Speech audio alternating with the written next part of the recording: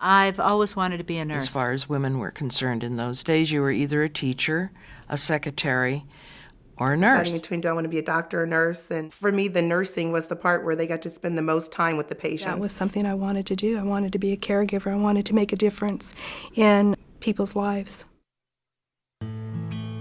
Throughout the past century, nurses have been caring for the sick, the injured, the dying. They have advocated for their patients and for the right of everyone to receive adequate health care. But nurses found that they had to fight to win respect for their work and to have a say in how health care is delivered. It is a fight that has continued for 100 years.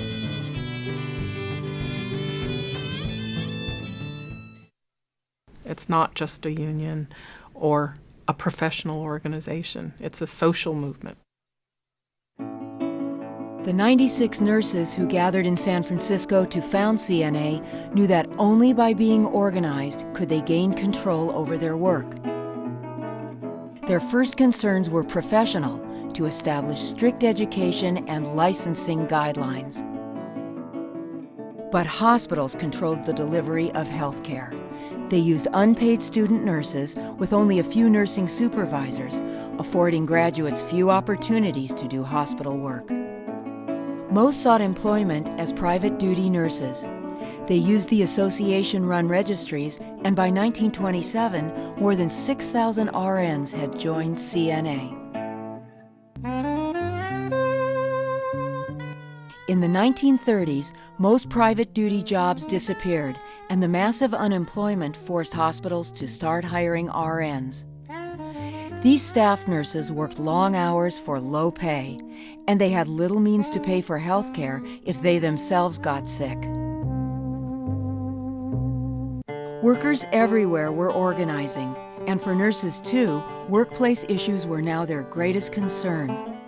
But CNA's parent organization, the American Nurses Association, urged RNs not to join unions. CNA was in a bind. They knew they had to respond to the staff nurses' urgent needs, or they would lose them to non-RN unions. The association drafted an economic security program with minimum salary and benefit guidelines. But the administrators and educators who ran CNA asked hospital managers to comply with the guidelines voluntarily, a strategy that would prove short-sighted. During World War II, RNs signed up to serve. They took care of the tens of thousands of sick and wounded. They were hailed as heroes. On the home front, other women entered the workforce and earned real living wages. But hospitals offered RNs such meager salaries that thousands left the profession. CNA seized the opportunity. In 1946, it did what no state nurses association had ever done. It signed a collective bargaining agreement with 6 San Francisco area hospitals. The terms were groundbreaking for their day: a 40-hour work week, employer-paid health insurance, and a minimum salary of $200 per month. But the contract did not win respect, nor did the makeover that was changing the face of medicine in the 1950s and 60s. New life-saving drugs, technologies, and procedures gave RNs important new tasks. But nursing was still dismissed as women's work. The doctors were gods.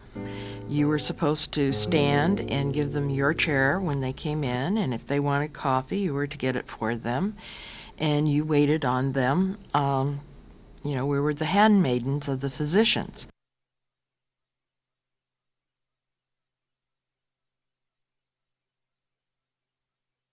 We had to do something.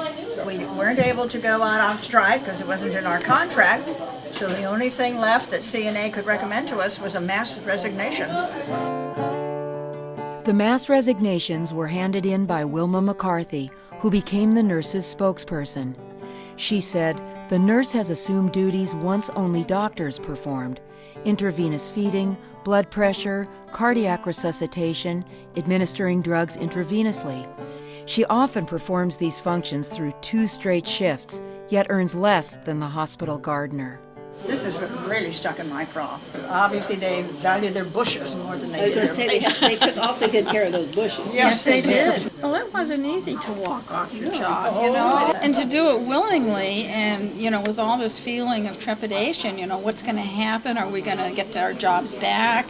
The doctors just could not believe that the nurses at Eden would do such a terrible thing. Yeah. And there were so many that said, it's not going to succeed, it's not going to succeed. You folks should just go back to work. But the nurses stayed out for 5 days. The hospital finally granted substantial pay increases. The Eden RN's creative use of collective action had worked.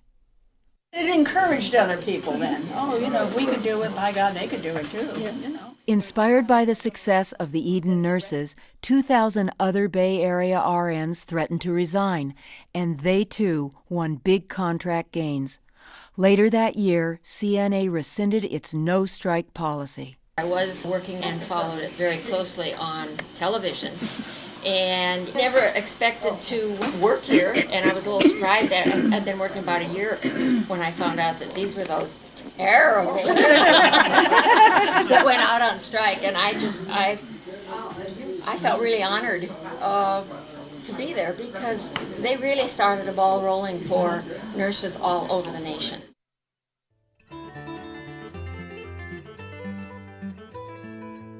We read an ad in the paper that said Safeway checkers wanted for $550 per month.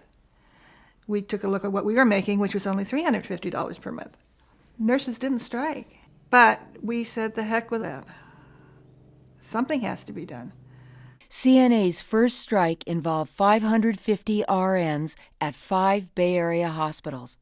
At issue were the patient care committees. There were patient care committees, but the staff nurses were never involved in those. It was the very beginning of staff RNs, bedside RNs, being able to have some say into how health care was delivered to the patient. But maintaining these professional performance committees, or PPCs, became a continuing battle. In 1974, 4,000 RNs from 42 Northern California hospitals went on strike. After 3 weeks, they hammered out a contract, then convened at San Francisco's Cow Palace to vote on it. When I went into the Cow Palace, and there were people from all over, all these facilities, all these hospitals, for women to be there, to be that active, to be that involved, it was wonderful. And I think every other nurse that was there was feeling the same kinds of things. It was liberating.